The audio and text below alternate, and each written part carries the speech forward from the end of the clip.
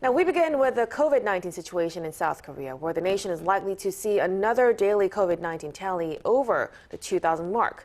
But more concerning, perhaps, is the increase in critical cases, which is close to the overburdening of the healthcare system in the capital area. Health authorities are drawing up a plan to try and address the problem. They certainly are. For more on this, all COVID-19 related news, we have our reporter Kim Yeon-seung in the studio with us. Good morning, Yeon-seung. Good morning. So let's start with the numbers then. How's it looking on this Tuesday? Well, Tuesday may be another day with another COVID-19 daily over 2,000. Health authorities logged more than 1,800 new infections up to 9 p.m. Monday night. So the official tally for this morning may be somewhere closer to 2,000. Included in Monday's tally were cluster outbreaks at 2 high schools in Jeju-do Island that ended up infecting at least 31 students and staff. This is sparking concerns in that area because the national college entrance exam is just 2 days away, and they obviously don't want any situation that puts the test-taking students at risk. Other than that, over 80% of the cases reported were from this whole metropolitan area, which is also concerning because the region is also seeing a very high concentration of critical cases as well. Health authorities on Monday said that 3 out of 4 ICU beds in this whole area are filled, and with more than 400 critical cases emerging daily nationwide, with most of them concentrated in this Seoul and Incheon area, the capital's healthcare system is quickly filling up to reach maximum capacity. So, Yeon-seung, what are South Korean health authorities doing to address this problem? Well, for one, they did say earlier that they were going to pull some emergency brakes on the Living with COVID-19 plan if they found the healthcare system was becoming overwhelmed.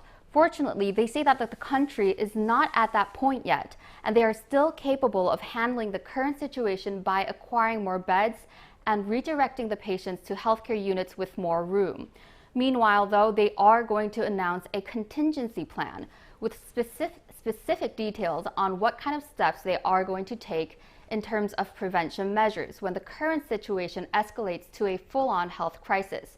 They're calling the plan a circuit breaker. The plan was actually supposed to be announced today, but the announcement has been postponed to this Thursday. This is actually the second time the announcement has been pushed back, so it seems like health authorities need more time to fine-tune the details and get the local governments on board. Now, what do you mean when you say health authorities could put the emergency brakes on the Living with COVID scheme? That kind of insinuates that there's a possibility it could be scrapped or at least partially rolled back. Right. Well, one of the criteria that the health authorities mentioned earlier to pull the emergency brakes on Living with COVID-19 was if they saw more than 75% of the nation's ICU beds filled. But even if the country reaches that point, it's very unlikely that the country would revert immediately back to strict level 4 distancing measures that we saw earlier this year. Health authorities intend to look at all of the factors coming into play, and they will take prudent steps to curb the spread. So if they see infections spreading among the unvaccinated, the plan might be to expand vaccine passes. If authorities see outbreaks centered on social gatherings, they might lower the cap on meetings.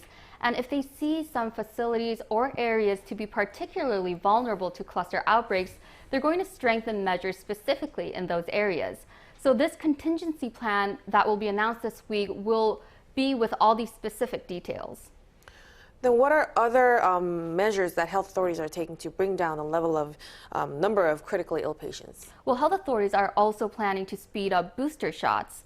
Many of the critical cases are concentrated among the elderly and breakthrough cases among those with waning immunization. So in order to prevent this, Health Minister Kwon Duk-cheol mentioned pulling in the period between administering the booster jab and the final round of inoculations. So currently, South Korea recommends people aged 50 and over to get their shots at least 6 months after being fully vaccinated.